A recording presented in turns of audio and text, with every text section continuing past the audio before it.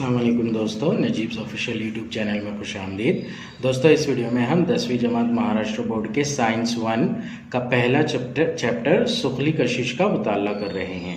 ये चैप्टर की तीसरी वीडियो है। इसमें हम तनासुब की किस्में समझेंगे। चैप्टर में तनासुब की किस्मों से रिलेटेड कोई क्वेश्चन नहीं है, लेकिन चैप्टर के दो इम्पॉर्टेंट पॉइंट्स केपलर के कवानीन और न्यूटन का कायनाती सुखली कानून, इन दोनों को समझने के लिए तनासुब की किस्मों को समझना बहुत ज़रूरी है। इसलिए हम सेपरेट वीडियो में तनासुब की किस्में समझेंगे। तनासुब की किस्में दो होती है। पहली वाली मुस्तकीम तनासुब, जिसे रास तनासुब भी कहा जाता है। दूसरी वाली माकूस तनासुब। ये दोनों किस्में समझने से पहले हम ये समझ लेते हैं कि तनासुब को डिवाइड कैसे किया जाता है। तनासुब को डिवाइड करने के लिए दो क्वांटिटीज का, दो मिकदारों का होना जरूरी होता है, और इन मिकदारों की कीमतों में कमी और ज्यादती की बेसिस पर तनासुब की किस्में डिसाइड की जाती है। मान लीजिए दो मिकदारें हैं, तो उसमें से दोनों बढ़ रही है, ये एक कंडीशन हो गई। दोनों घट रही है, ये एक कंडीशन हो गई। पहली वाली बढ़ रही है, दूसरी वाली घट रही है, ये एक कंडीशन हो गई।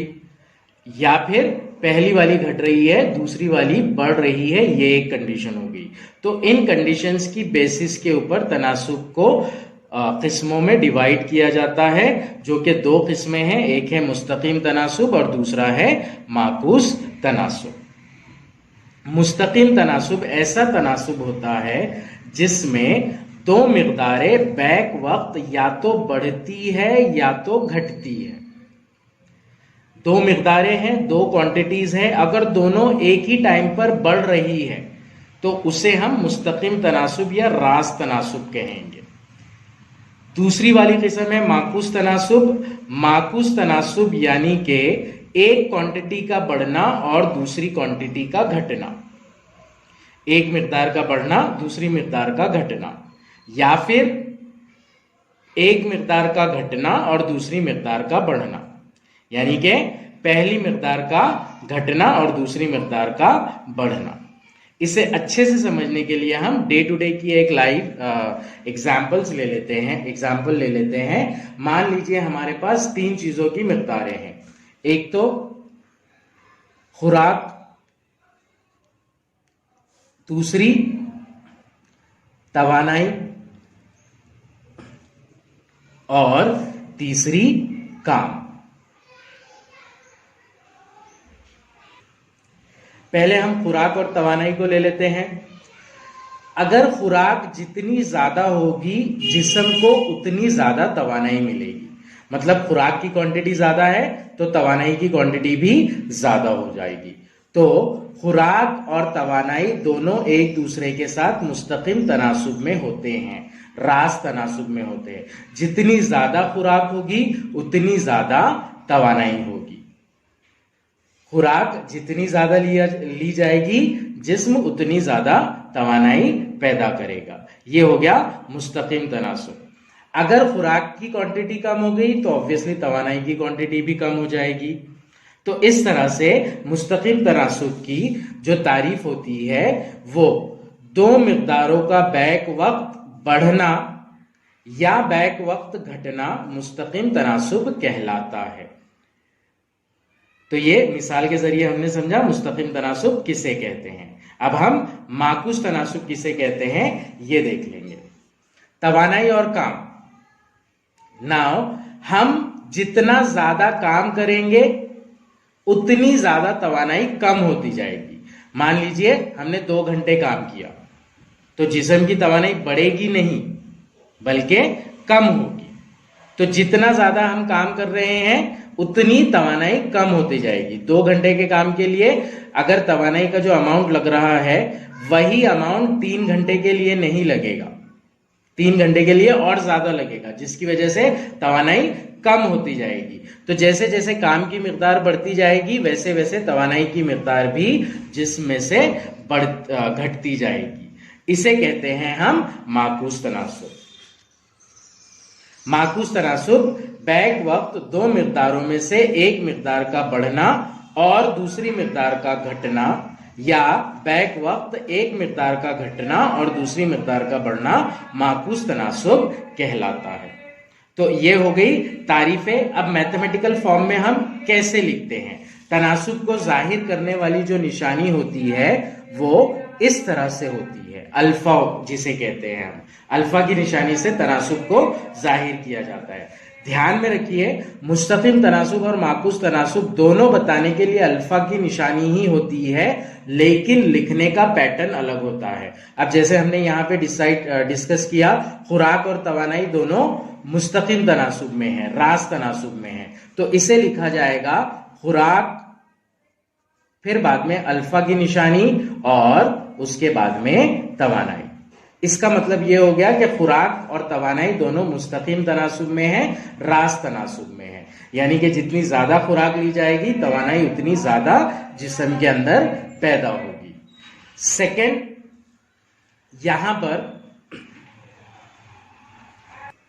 अगर इसे इक्वेशन में मसावात में कन्वर्ट करना हो तो हम तनासुब की अलामत को हटाकर मसावी की अलामत डालते हैं, और मसावी की अलामत डालने के लिए यहां पर एक मुस्तकिल का एडिशन होता है ज़रब में। तो ये हो जाएगा खुराक मसावी मुस्तकिल ज़रब तवानाई।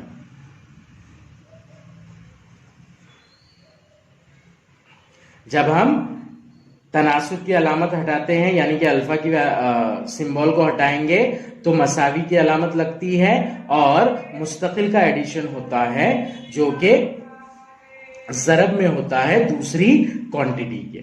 अब यहां पर मुस्तकिल को अगर कभी हमने राइट साइड में रखा तो उसके साथ में तवानाई ज़रब में है, इधर लाएंगे तो वो तकसीम में हो जाएगी।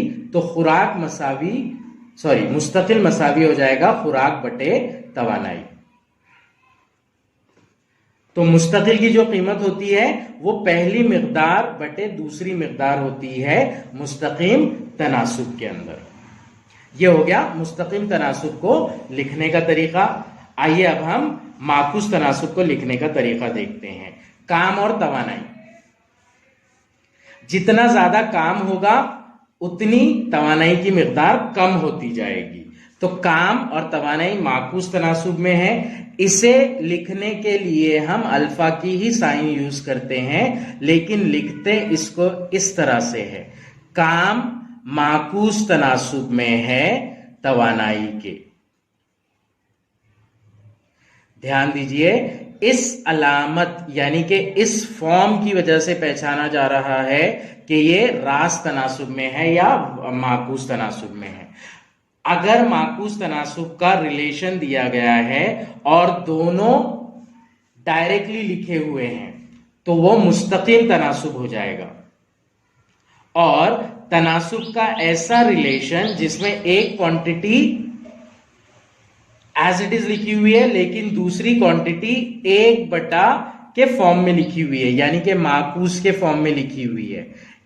उर्दू में हम किसी भी शय के माकूस को कैसे बोलते हैं? जैसे x हो गया तो उसका माकूस 1/x, 3 हो गया तो उसका माकूस 1/3। तो अगर दूसरी क्वांटिटी माकूस की सूरत में लिखी हुई है तो वो हो जाएगा माकूस तनासुब। माकूस यानी कि 1/, के फॉर्म में लिखना, इंग्लिश में इसे हम रेसिप्रोकल कहते हैं। तो यहां पर पढ़ा जाएगा काम और तवानाई एक दूसरे के साथ माकूस तनासुब में है। मतलब जितना ज्यादा काम होगा तवानाई उतनी कम होती जाएगी, जितनी तवानाई ज्यादा रहेगी काम उतना कम रहेगा। इसे कहते हैं माकूस तनासुब। ना इसे अगर कभी हमें मसावात की सूरत में लिखना है तो हम लिखेंगे काम मसावी, अल्फा हट के मसावी आ गया और साथ में यहां पर होगा मुस्तकिल ज़रब 1/, तवानाई। अब ये 1/, तवानाई को हम राइट साइड से लेफ्ट साइड में ला लेंगे तो वो पूरा ज़रब में आ जाएगा। ये तवानाई वाला टर्म ज़रब में आ जाएगा काम के। तो मुस्तकिल की जो कीमत हो जाएगी वो होगी काम ज़रब तवानाई। तो यहां पर नतीजा ये निकल रहा है कि माकूस तनासुब में मुस्तकिल दोनों मिकदारों का हासिल ज़रब होता है। रास तनासुब में मुस्तकिल पहली मिकदार को दूसरी मिकदार से तकसीम करके हासिल किया जाता है। इस तरह से यह है कंसेप्ट तनासुब की किस्मों का, माकूस तनासुब और मुस्तकिम तनासुब, रास तनासुब। आइए अब हम कुछ एग्जाम्पल्स के जरिए समझ लेते हैं। फर्ज कीजिए एक्स और वाई माकूस तनासुब में है।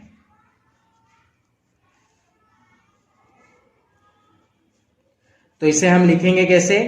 x is inversely proportional to y। x माकूस तनासुब में है y के। x is equals to k multiplied by 1/y।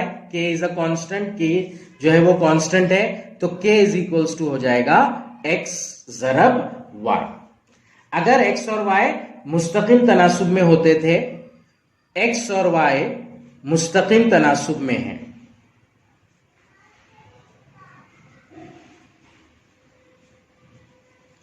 तो हम लिखते थे x is directly proportional to y। x y के साथ रास तनासुब में, मुस्तकिल तनासुब में है, इसलिए x मसावी k ज़रब y, x बटा y मसावी k। कांस्टेंट यानी कि मुस्तकिल की कीमत पहली मिकदार को दूसरी मिकदार से तकसीम करके हासिल होगी।